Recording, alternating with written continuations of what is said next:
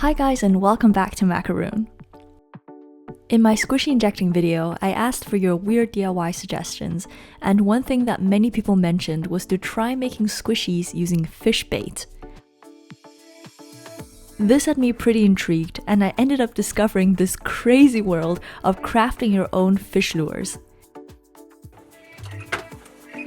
There's a material called Plastisol, and apparently you just need to zap it in the microwave and then pour it into molds to make super soft squishies. This sounds almost too good to be true, so keep on watching to see what happened. It wasn't as straightforward as I expected, but I'll show you how I managed to make these glittery whale shark squishies from scratch. I'm curious to know which one you like best, so please write blue or silver in the comments below.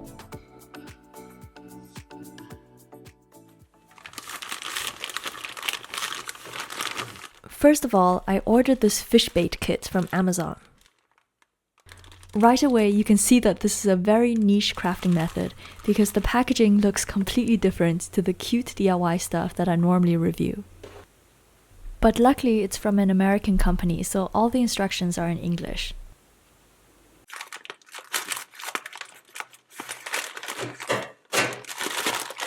This whole set costs $30, which I think is very reasonable for the amount of stuff that you get inside. First up are these oiled bags for storing finished lures. Then we have this silicone mold, which is extremely high quality. It's almost a shame that we won't be using this in the video since I'm going to be making my own design. Next up, there are some wooden popsicle sticks for stirring. And now comes the really exciting part. These are called Xcubes, and they're basically melt and pour squishy resin made from fused Plastisol. I was pleasantly surprised that the kit comes with 3 different colors, and all of these look gorgeous.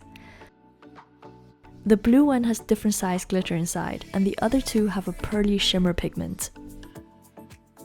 It comes with a sheet of extensive instructions, and this is when I realized that this DIY is more complicated than I expected.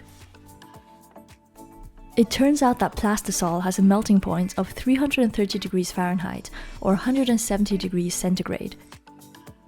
This is much hotter than boiling water, and because of the sticky texture, any contact with skin will cause serious injuries.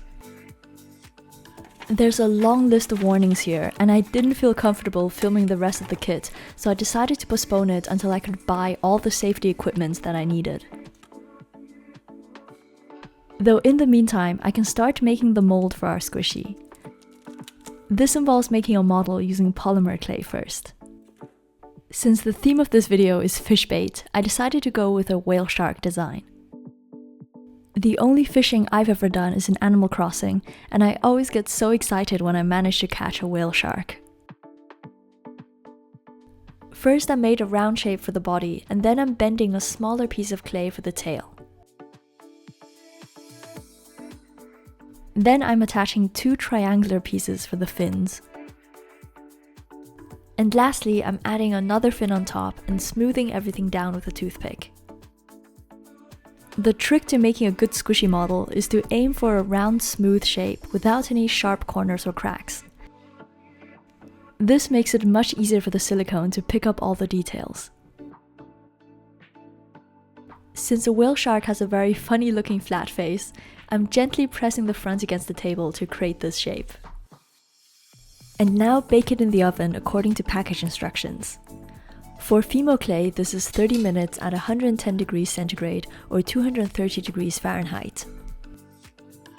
After everything is hardened, I'm going to make the mold using 2-part silicone putty. This time I'm using a slightly different method to that from my previous videos. Once you've mixed both colors together, create an oval shape and hold it in the palm of your hand like this. Then press the polymer clay inside using one smooth motion and compress the silicone with your other hand at the same time. Press the base carefully against the table so the mold is stable when facing up. Applying pressure from both sides greatly reduces the chances of air bubbles, and this technique also lets you use less mold putty. My usual method for making molds is to press the clay downwards into the silicone like this. However, I discovered that this doesn't work too well with bigger pieces because you'll often end up with a hole in the thickest part. So now it's time to get back to our fish bait cubes. Plastisol is a type of elastic resin, but it looks and behaves a lot like silicone. I love the fact that it comes in glittery shades, which makes sense because glitter reflects light underwater, making it easier to attract the attention of fish. After a bit of research, I found that there are actually 260 different colors of Xcubes, which seems completely crazy if you consider how little variation there is in Hitohada Gel. I can't believe I've never heard of this before because it can potentially be used for so many different types of crafting. So for the next step, I ordered this Pyrex cup just for this tutorial. This was recommended in their safety instructions because it's microwave proof and very heat resistant. Then I'm adding 4 cubes of Plastisol inside. Now I came across a problem because despite being incredibly detailed, the instructions don't actually tell you which microwave settings to use.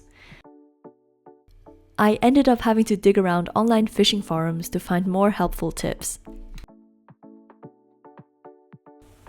I decided to start heating it at low to medium for 30 seconds at a time.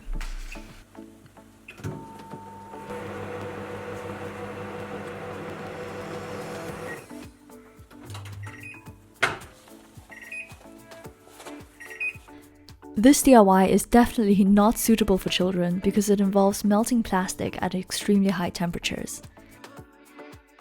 To quote the crazy Russian hacker, safety is #1 priority. As you can see here, I'm also wearing heat-proof gloves and a long sleeve top. So after zapping it a few times, the Plastisol cubes are slowly starting to melt. It's important to keep stirring in between because Plastisol burns easily. The instructions warn you that it might give off unpleasant fumes when heated, and this was a massive understatement. This blue material is bubblegum scented, which is quite nice at room temperature, but once heated up, the smell was completely insane. It made me feel dizzy and gave me a headache, so I would recommend doing this in a very well-ventilated room. The liquid is ready to pour once it reaches a consistency between water and syrup. I can actually feel the heat coming through the Pyrex glass and through the silicone mold. Whatever you do, do not touch the mixture with your bare fingers, even when it's starting to harden.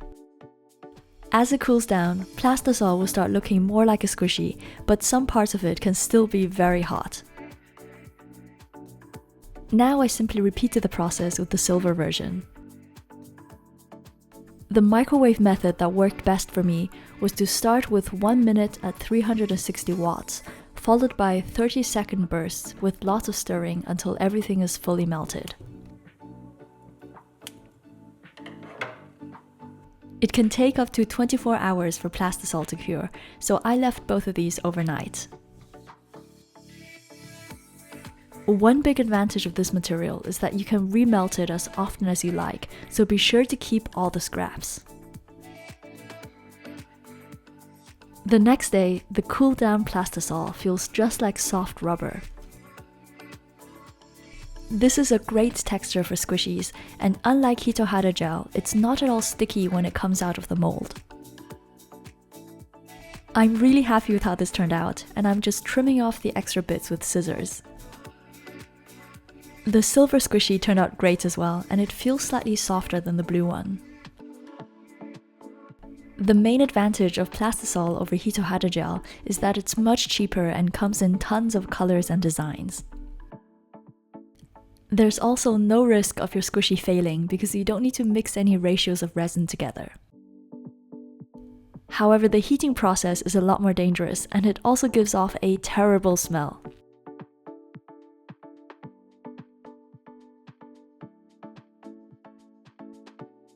To finish up our squishy, I'm going to add some details using acrylic paint and white glue. It's worth mentioning that Plastisol is very slippery and the paint will most likely come off if you rub on it. So I'd recommend only adding details to areas that won't come in direct contact with your fingers. Whale sharks have a very wide mouth, so be sure to leave enough space under the eyes for that. The good thing about this material is that even if you make a mistake, you can simply scratch the paint off and try again. And now our microwave Plastisol squishy is done.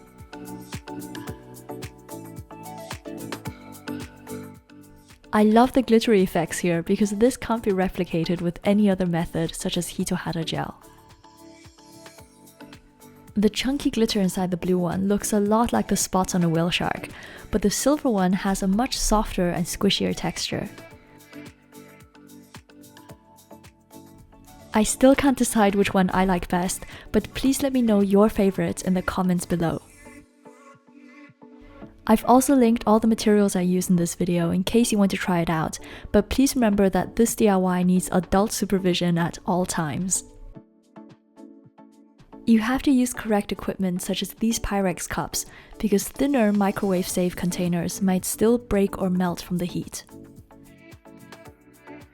So I hope you found this video interesting, and for more behind the scenes and everyday stuff, be sure to follow me on Instagram under my username Macaroon. I'm Joanna, thank you for watching, and I'll see you in my next video. Bye!